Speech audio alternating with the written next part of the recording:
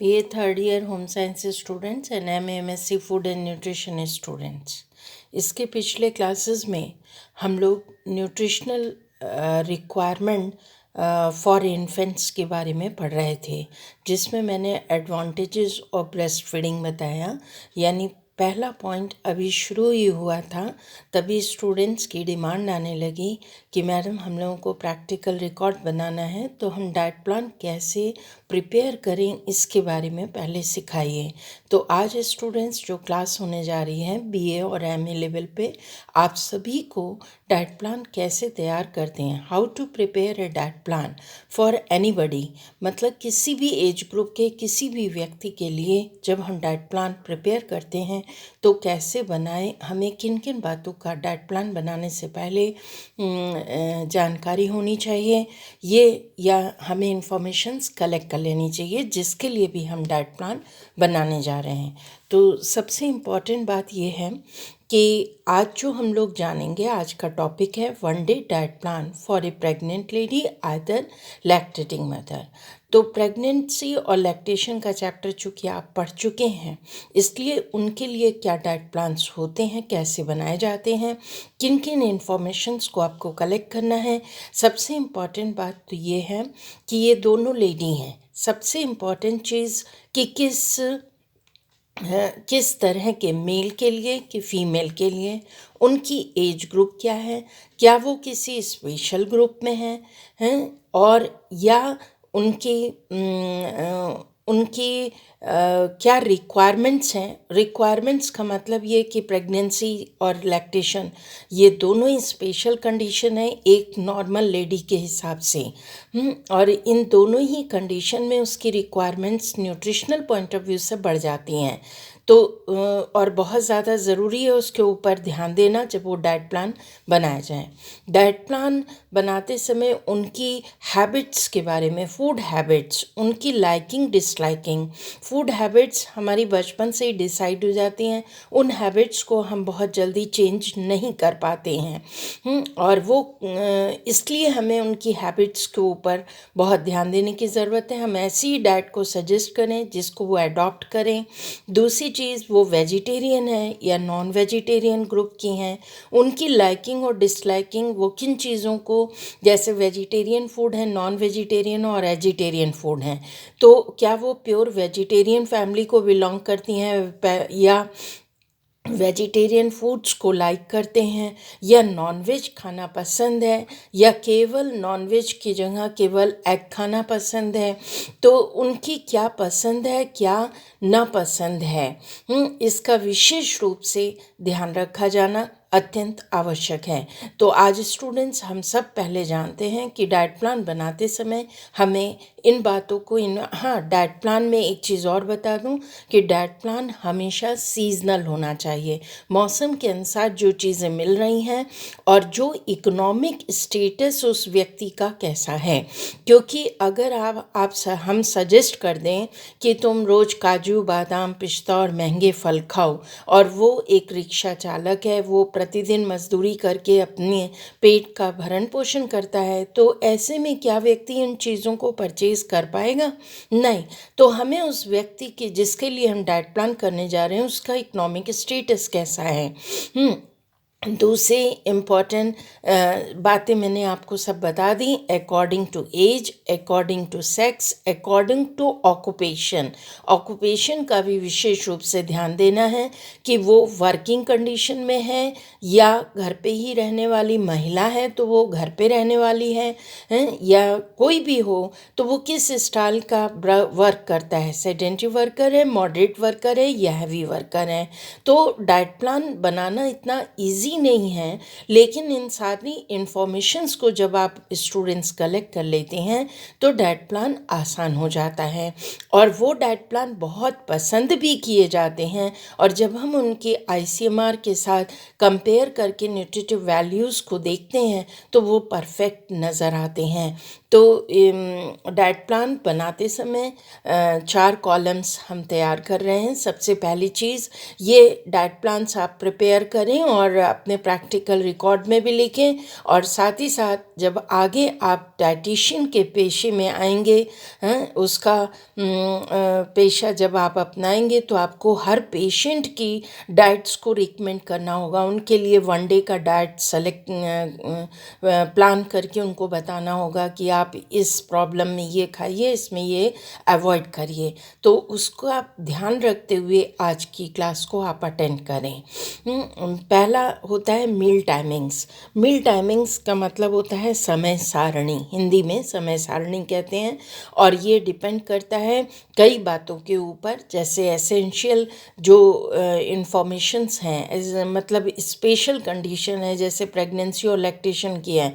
इस समय माँ को मील टाइमिंग्स बहुत इनके लिए मायने रखती है। क्यों? क्योंकि इस समय अचानक ही उसको एक साथ बहुत सारा खाना नहीं खिलाया जा सकता, या बहुत लंबे डिफरेंस पे, लंबे डिफरेंस का मतलब, या बहुत फ्रीक्वेंट मील भी नहीं दिया जा सकता। तो देना है थोड़ा थोड़ा, कई बार दिन में 2-2 घंटे के अंतराल पर कुछ कुछ देना चाहिए। इसी तरह डिज़ीज़ की भी कुछ कंडीशंस होती हैं जब हम थेरेपेटिक डाइट प्लान्स बनाते हैं। फॉर एग्ज़ाम्पल, जैसे पेप्टिक अल्सर का पेशेंट है, तो पेप्टिक अल्सर में पेट खाली नहीं रहना चाहिए, नहीं तो गैस्ट्रिक जूस बहुत ज़्यादा सिक्रीट होने लगते हैं, एचसीएल का सिक्रीशन बढ़ जाता है, और फिर प्रॉब्लम एसिडिटी की प्रॉब्लम बढ़ती है, और गैस ज़्यादा प्रॉब्लम करने लगती है। तो ये हमने, और डायरिया में हम फ्रीक्वेंट मील नहीं देंगे, वो उसका जस्ट अपोजिट है। डायरिया में हमें अंतराल बढ़ा के, गैप कर के, हर 3 घंटे या 4 घंटे का गैप करके फ्लूइड डाइट्स ज़्यादा सजेस्ट करनी है। तो आपको मेरे ख्याल से अब समझ में आ गया होगा, मील टाइमिंग्स का मतलब होता है समय सारणी। यहाँ हम लोग जैसे मॉर्निंग में 6 बजे एक प्रेग्नेंट लेडी या लैक्टेटिंग मदर उठ रही है, तो 6 AM मॉर्निंग की बात हम कर रहे हैं। प्रेगनेंसी के दौरान एक मैंने प्रॉब्लम आपको बताई थी, और ये दूसरा जो कॉलम है वो है name of the food stuffs, भोज्य पदार्थों के नाम। तीसरा, क्वांटिटी इन मैट्रिक वेट में, भार में मात्रा क्या होती है। मैट्रिक वेट का मतलब, या तो हम लिक्विड्स को मेज़र करते हैं ml में, और सॉलिड्स को मेज़र करते हैं ग्राम में, तो इनको हम मैट्रिक भार कहते हैं। Quantity in house hold measures, जो घरेलू मापक होते हैं, जैसे 1 चाय का चम्मच, 1 बड़ा चम्मच, टेबल स्पून, 1 कटोरी, 1 कप, 1 ग्लास, किस तरह से उनकी नाप होती है, और कितने कितने ml और ग्राम के होते हैं। ये क्लास मैं पहले भी बता चुकी हूँ हाउस होल्ड मेजर्स के बारे में, कि आप अभी जल्दी जल्दी नोट कर लें। बस 4-5 जो मेज़रमेंट होते हैं घर में जो ज़्यादा इस्तेमाल होते हैं। एक तो टी स्पून होता है, यदि टी स्पून यानी चाय का छोटा चम्मच, उसमें यदि हम कोई चीज़ सॉलिड नापते हैं तो वो ग्राम में मेज़र होती है, जैसे 5 ग्राम चीनी है, और 5 ग्राम अगर हम रिफाइंड यूज़ कर रहे हैं उस उस चम्मच में, टी स्पून में, तो वो 5 ml होगा। इसी तरह टेबल स्पून जो होता है, टी स्पून को इस तरह लिखा जाता है, और टेबल स्पून को TBSP लिखते हैं, शॉर्ट में TSP लिखते हैं टी स्पून, और टेबल स्पून को बड़े में लिखते हैं TBSP। बड़ा जो चाय चम्मच होता है वो 15 ग्राम का और 15 ml का होता है। एक चाय का कप, जो स्टैंडर्ड कप बहुत सारे साइज़ के होते हैं, छोटा बड़ा कई साइज़ के होते हैं, जो स्टैंडर्ड कप माना गया है वो 240 ग्राम का या 240 ml का होता है। और एक ग्लास जो होता है वो 250 ग्राम और 250 ml का होता है। एक कटोरी 50 ग्राम्स की होती है। तो स्टूडेंट्स, इसी तरीके से आपको ये हाउस होल्ड मेजर्स को यूज़ करते हुए मैं बताऊंगी कि quantity in house hold measures, हम क्योंकि घर में जो घरेलू मापक होते हैं ज़्यादातर हम उन्हीं का इस्तेमाल करते हैं। कभी भी हम तराजू बाट लेकर के बैठ के खाना नहीं बनाते हैं और आम तौर पे पब्लिक भी ये चाहती है कि आप एक कटोरी, एक प्लेट, एक चम्मच, एक कप, इसका नाप बताइए, तो आपको ये मालूम होना चाहिए। तो हम लोग स्टार्ट कर रहे हैं 6 AM मॉर्निंग से। जैसे जो प्रेगनेंसी में मैंने कहा था एक प्रॉब्लम होती है मॉर्निंग सिकनेस की, कि गर्भवती महिला जैसे ही बेड से उठती है तो उसके मुंह में खट्टा खट्टा पानी आता है और नौजिया वॉमिटिंग फील होने लगती है। यदि वो रात को सोते समय ही ब्रश करके सोए और अपने बेड के पास बिस्किट है, लाई है या नारियल को छील के रख ले छोटे छोटे टुकड़े करके, सुबह उठते ही कुछ भी मुंह में डाले, उसके बाद ही अपने दिन की शुरुआत करें। तो मॉर्निंग टी प्लस बिस्किट की बात हम कर रहे हैं।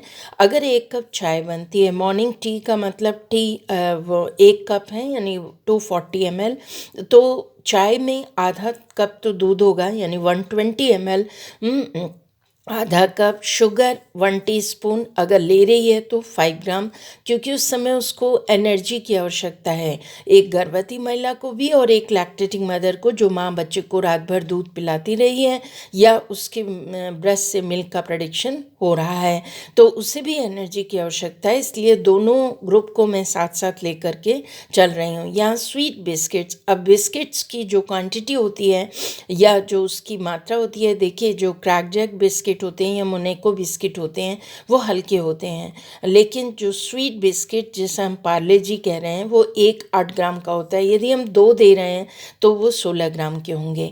तो ये हो गया मॉर्निंग का। फिर उसने अपने आप को फ्रेश किया और फिर 8 बजे उसको ब्रेकफास्ट देने का टाइम हुआ, तो उसे हमें दोनों ही स्टेज में इनको हाई फाइब्रस देना है।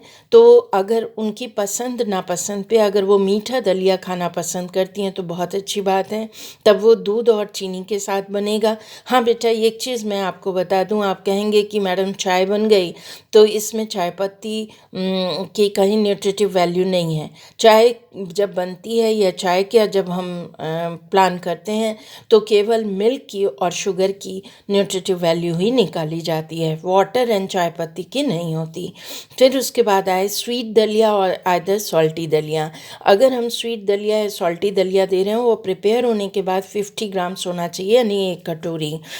इसके लिए हमें व्हीट दलिया, गेहूँ 20 ग्राम, अगर हम रॉ लेते हैं यानी 20 या 15 ग्राम ले लें तो 1 टेबल स्पून है। मिल्क उसमें 120 ml यानी हाफ कप और शुगर 10 ग्राम्स 2 टीस्पून के करीब लगेगी। साथ में हम कोई सीजनल वेजिटेबल और 2 रोटी भी दे रहे हैं। सीजनल क्योंकि उनकी खुराक ज़्यादा है, प्रेगनेंसी में भी लैक्टेशन में भी। तो यहाँ बहुत सारे ऑप्शन हैं, जैसे आजकल चूड़ा मटर दे सकते हैं, सूजी की उपमा दे सकते हैं। तो कुछ मीठे के साथ नमकीन देना है। दलिया पुलाव मैंने सॉल्टी भी कहा है, जिसमें गाजर, मटर, आलू, प्याज सब चीज़ें डाल के, गोभी, फूल गोभी, ये सब डाल के अगर हम नमकीन दलिया पुलाव बनाएं तो वो भी यहाँ दिया जा सकता है। लेकिन हम लोग जो एक प्लान कर रहे हैं वो एक स्टैंडर्ड प्लान है और वो एक सेडेंटरी वर्कर्स लेडीज़ के लिए है, इसका हमको ध्यान में रखना है। तो सीजनल वेजिटेबल्स में जैसे मटर आलू की सब्जी एक बन गई, 25 ग्राम कुक्ड है यानी आधी कटोरी, और रोटी वीट की बना रहे हैं, गेहूं की रोटी है 60 ग्राम। एक स्टैंडर्ड रोटी 30 ग्राम डो की होती है। यदि हम 60 ग्राम की रोटी 2 दे रहे हैं, वो एक खाती है तो फिर 30 ग्राम, लेकिन हम सजेस्ट कर रहे हैं कि उसकी इस समय डाइट की आवश्यकता है, उसका ब्रेकफास्ट अच्छा होना चाहिए। इसलिए ब्रेकफास्ट देखो किसी भी एज ग्रुप का हो, वो राजा की तरह होना चाहिए जो नाश्ता हम करते हैं। तो इसका ध्यान रखना है। 2 चपातीस, यहाँ तक आपको समझ में आ गया होगा। फिर नेक्स्ट जो टाइम आता है वो है 10 AM का, इसको मिड मॉर्निंग कहते हैं। इस समय कोई भी सीजनल फ्रूट एक दिया जा सकता है, जैसे एप्पल, ऑरेंज, बनाना, गुआवा, इनमें से कोई एक, जैसे 50 ग्राम की उसकी मतलब मात्रा होनी चाहिए। ऑरेंज जब हम जूस निकाल देते हैं तो वो 50 ml हो जाता है। बनाना जब हम छिलका निकाल दें तो वो 50 ग्राम का हो जाता है। गुआवा भी एक बड़े बड़े भी निकलते हैं, मिलते हैं, छोटे भी मिलते हैं, लेकिन वो 50 ग्राम के अप्रॉक्सीमेट होना चाहिए। इनमें से कोई भी एक फल वो चूज़ कर सकती है, महिला हो या कोई भी किसी भी एज ग्रुप का हो। अगर ओल्ड एज के लिए आप डाइट प्लान कर रहे हैं तो आपको ध्यान रखना होगा उनके दांत कैसे हैं।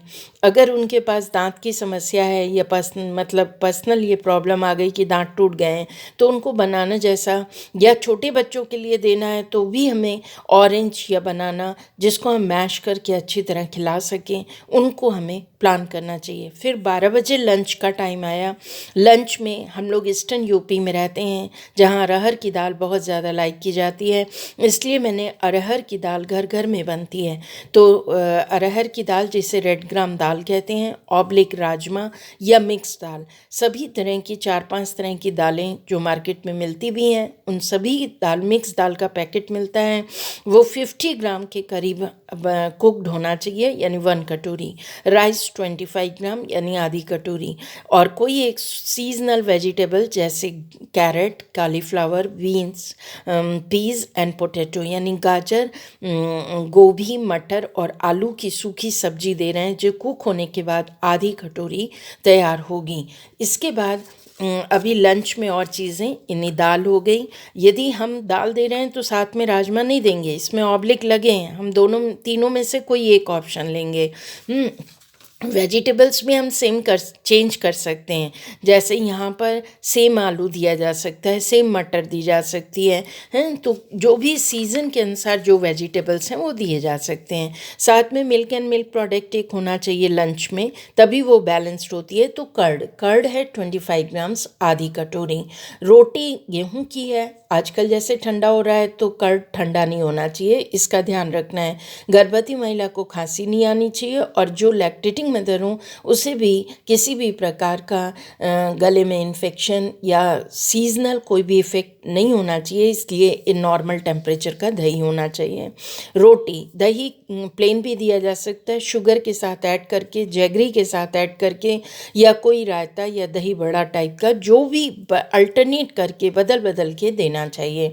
एक ही सा डाइट प्लान प्रतिदिन नहीं चलना चाहिए, नहीं तो उबाऊ हो जाता है। रोटी वीट है, वीट की रोटी जैसे मैंने अभी 30 ग्राम की एक बताई, 2 रोटी। जैगरी, गुड़ बहुत ज़रूरी है दोनों लैक्टेशन के फेज़ में भी और गर्भवती महिला के लिए तो बहुत ज़्यादा, क्योंकि हम सब ने देखा 90-95% हमारी जो इंडियन प्रेग्नेंट लेडीज़ हैं वो एनीमिक होती हैं, तो 25 ग्राम्स जो है वो एक छोटी भेली होती है गुड़ की, वो देनी चाहिए, जिससे स्वाद भी बनता है। ये कार्बोहाइड्रेट रिच है, सारा खाना पच जाता है। जो एंजाइम्स या गैस्ट्रिक जूसेस हैं वो अच्छी तरह सिक्रीट करते हैं और खाने का पाचन बढ़िया से होता है। 2 बजे मिड आफ्टरनून टाइम है। अब जो भी फल दिया है, जैसे ऑरेंज दे चुके हैं तो यहाँ एप्पल जूस होना चाहिए, या अनार का रस होना चाहिए, या नमक, नींबू, चीनी का घोल भी दिया जा सकता है मौसम के अकॉर्डिंग। गर्मी के दिनों में ये बहुत फ़ायदेमंद है, तरबूज का जूस दे सकते हैं। कई तरह के मौसम के अनुसार, मैं कह रही हूँ कि बराबर ये परिवर्तन होगा मौसम के अनुसार। 1 कप देना है यानी 240 ml। 4 बजे शाम की चाय का समय हो गया। अब चूँकि उसको हर 2-2 घंटे पे कुछ कुछ दे रहे हैं, यहाँ भी टी है एंड पफ्ड राइस हैं। पफ्ड राइस कहते हैं लाई को, यहाँ चूड़ा मटर दिया जा सकता है, लाई दी जा सकती है, भुना चना दिया जा सकता है। जो चीज़ें बदल बदल के देनी चाहिए, जैसे टी है तो टी मैंने पहले भी बताया, मिल्क उसमें 120 ml यानी हाफ कप, शुगर 5 ग्राम यानी 1 टीस्पून, पफ्ड राइस यानी लाई 15 ग्राम, बहुत है 1 टेबल स्पून, इतनी प्लेट भर के हो जाएगी जिससे वो आराम से खा सकती है और पचा भी सकती है। चूड़ा मटर भी देना होगा तो बस इतने ही ग्राम में समेटना होगा, इससे ज़्यादा नहीं दे सकते हैं। 6:30 PM उसको, ये मिड इवनिंग का टाइम कहलाता है। यहाँ कोई भी सूप देना है, जैसे सीज़न आजकल टोमेटो का है तो टोमेटो सस्ता भी है, टोमेटो सूप दे दिया, कभी स्पिनच पालक का सूप दे दिया, कभी चुकंदर और मिक्स्ड वेज का सूप बना दिया। तो 1 कप देना है यानी 240 ml। इसके बाद हम लोग आ रहे हैं रात के 8 बजे डिनर टाइम। खाना जल्दी खा लेना चाहिए, प्रेग्नेंट लेडी हो चाहे लैक्टेटिंग मदर हो, ताकि सोने से पहले खाने का काफ़ी कुछ हद तक डाइजेशन हो सके और जो अनकंफर्ट फील करती हैं प्रेग्नेंट लेडीज़ या लैक्टेटिंग मदर, वो उन्हें फील ना होने पाए। यहाँ पालक हम लोग दे रहे हैं, पालक और पनीर की सब्जी। यहाँ पे कुछ भी दिया जा सकता है क्योंकि एक मिल्क प्रिपरेशन देनी है। पालक में आयरन बहुत ज़्यादा है, कैल्शियम है, फास्फोरस बहुत ज़्यादा है, जो कि दोनों ही कंडीशन की लेडीज़ के लिए बहुत अच्छा है। तो पालक पनीर की सब्जी हम लोग दे रहे हैं। यहाँ पनीर पसंदा दे सकते हैं, शाही पनीर बना सकते हैं, मटर पनीर बना सकते हैं। चूँकि 2 बार हम एक दिन में मटर खिला चुके हैं, गैस्ट्रिक होती हैं, इसलिए हमने पालक पनीर की सब्जी यहाँ पे प्रेफर की है। 50 ग्राम्स यानी 1 कटोरी कुक्ड होनी चाहिए। रोटी उसके साथ मिक्स्ड आटा, जो 5 ग्रेन आटा आता है जिसमें हाई फाइबर्स होते हैं, 60 ग्राम यानी 30 ग्राम की एक चपाती यानी 2 देनी है। और फ्रूट कस्टर्ड कोई भी एक मीठा हम यहाँ दे सकते हैं। आजकल गाजर का हलवा दे सकते हैं, फ्रूट कस्टर्ड बना के दे सकते हैं। तो फिर 25 ग्राम्स या सूजी की खीर दी जा सकती है या सेवई बना के दी जा सकती है। कोई एक मीठा आइटम जो कि उनके खाने का डाइजेशन प्रॉपर कर सकें। 25 ग्राम्स, इससे ज़्यादा नहीं, आधी कटोरी बहुत हैं। और 10 बजे जब वो सोने का समय हो तो बेड टाइम उसको कहते हैं। हॉट मिल्क, गरम दूध, चीनी मिला करके, यानी मिल्क अगर 1 कप है 240 ml और शुगर उसमें 5 ग्राम्स हैं तो 1 टीस्पून है। अब केवल मिल्क नहीं देना है। मिल्क को इन दोनों ही कंडीशन में एक लेडी का, एक मदर का पेट पूरी तरह साफ़ होना चाहिए। जब पेट साफ़ होता है तो उनका डाइजेशन, एब्जॉर्प्शन, मेटाबॉलिज्म बहुत प्रॉपर होता है। इसलिए उनको सोते समय ईसबगोल की जो भूसी आती है वो थोड़ा सा 1 चम्मच फंकी मार के तब गुनगुना दूध पीना चाहिए। या दूध में मुनक्का भी अंगूर के ही बड़े रूप होते हैं जिसे दूध में पका करके दिया जा सकता है। या अंजीर बहुत अच्छा होता है, हाई फाइब्रस होता है। और आजकल पेट सफ़ा करके भी कई चूर्ण आते हैं, लेकिन वो सब सिंथेटिक हैं। ऐसे लैक्सेटिव्स को इस्तेमाल नहीं करना चाहिए। नेचुरल जो चीज़ें हैं जैसे मुनक्का है, ईसबगोल की भूसी है, इसे माँ अगर लेती है तो उसका पेट भी साफ़ होता है और मन प्रसन्न रहता है। फीटस का ग्रोथ एंड डेवलपमेंट प्रॉपर होता है। और जो लैक्टेटिंग मदर हैं उनका जब पेट साफ़ हो, डाइजेशन प्रॉपर हो, तो उनके ब्रेस्ट से मिल्क का सिक्रीशन भी बहुत अच्छा होता है। तो इस डाइट प्लान को मैंने पूरी तरह आपको समझा दिया है स्टूडेंट्स। लेकिन डाइट प्लान कैसे बनाते हैं, ये डाइट प्लान केवल एक नमूना है, एक पैटर्न आपको सिखाया गया है और ये सीज़न के अनुसार होना चाहिए और वैरायटी होनी चाहिए, इसमें गुंजाइश होनी चाहिए। और उनकी liking, disliking, food habits, age group, इन सभी बातों का, और स्पेशल कंडीशन जैसे मैंने प्रेगनेंसी और लैक्टेशन बहुत स्पेशल कंडीशन है उसको ध्यान में रखते हुए ये डाइट प्लान आपको बताया है। मुझे पूरी उम्मीद है स्टूडेंट्स आपको प्रैक्टिकली ये डाइट प्लान बनाना समझ में आ गया होगा कि how to prepare a diet plan for anybody. अगर किसी भी स्टूडेंट की कोई क्वेरी हो तो स्टूडेंट्स आप चैट बॉक्स में डाल सकते हैं या पर्सनली कांटेक्ट कर सकते हैं। मुझे उम्मीद है कि आप सबको अच्छी तरह समझ में आया होगा। Thank you students.